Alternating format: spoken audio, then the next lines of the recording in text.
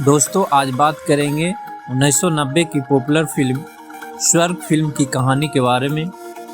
अगर वीडियो अच्छा लगे तो लाइक, चैनल को सब्सक्राइब जरूर कीजिएगा और कमेंट कीजिएगा कि स्वर्ग फिल्म जो है आप लोग कौन कौन देखे हैं और आपको फिल्म जो है कैसी लगी, तो कमेंट जरूर कीजिएगा।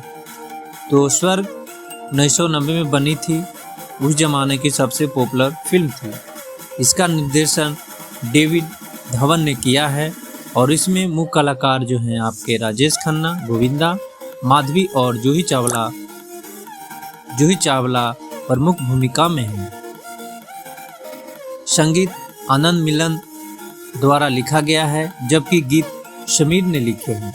यह फिल्म कुछ हद तक मेहरबान जो कि साल 1967 पे आधारित फिल्म है। तो फिल्म की कहानी इस प्रकार है। स्वर्ग नाम की एक आलीशान हवेली में रहने वाले अमीर व्यापारी कुमार या साहब जी के नाम से जाने जाते थे।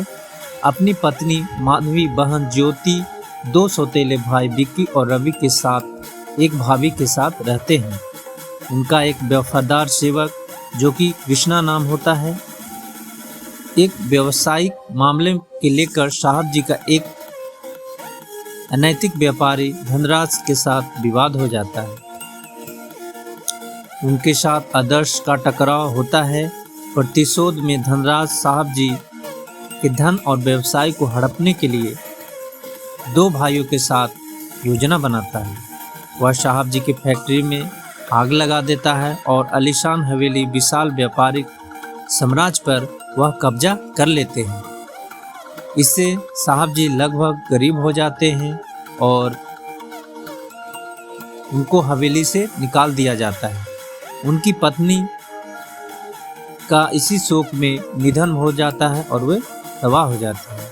उनके भाइयों ने अब उनके हवेली और उनके व्यवसाय पर कब्जा कर लिया है। जब कृष्णा अपने साहब जी के लिए उनके भाई का सामना करता है तो साहब जी उसे घर से निकाल देते हैं। बाद में उसे पता चलता है कि साहब जी ने जानबूझकर उसे भगाया ताकि वह जीवन में कुछ बेहतर कर सके और साहब जी के दुर्भाग्य का साथी न बने। कृष्णा बम्बई चला जाता है। यहाँ एयरपोर्ट नामक एक व्यक्ति से मिलता है। वे दोस्त बन जाते हैं और शहर में उसकी कड़ी मेहनत और उसकी लोकप्रिय फिल्म स्टार बनाती है। अब वो अपने पूर्व मालिक के पैमाने पर एक अमीर आदमी बन जाते हैं और वह कई वर्षों के बाद वह एक रहस्यमय लेकिन अमीर व्यापारी के रूप में अपने शहर में लौटते हैं। कृष्णा पहले धनराज को बर्बाद कर देता है और फिर वह साहब जी के भाइयों के खिलाफ उनके लालच का इस्तेमाल करके उनको निशाना बनाता है। खुद को उजागर किए बिना वह उसके साथ एक व्यावसायिक सौदा करता है। बाद में उसे धोखा देता है, ठीक उसी तरह जिस तरह अपने बड़े भाई को धोखा दिया था। फिर कृष्णा एक मंदिर में जाता है और भगवान से प्रार्थना करता है कि ताकि वह जल्द ही साहब जी से मिल सके।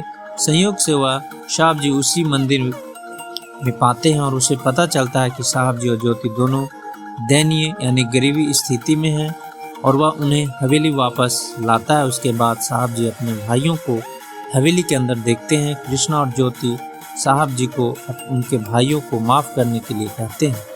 इस बिंदु पर वर्षों के वित्तीय, शारीरिक और भावनात्मक तनाव के कारण साहब जी को कार्डियो अरेस्ट होता है और वह अपने भाइयों को क्षमा कर देते हैं।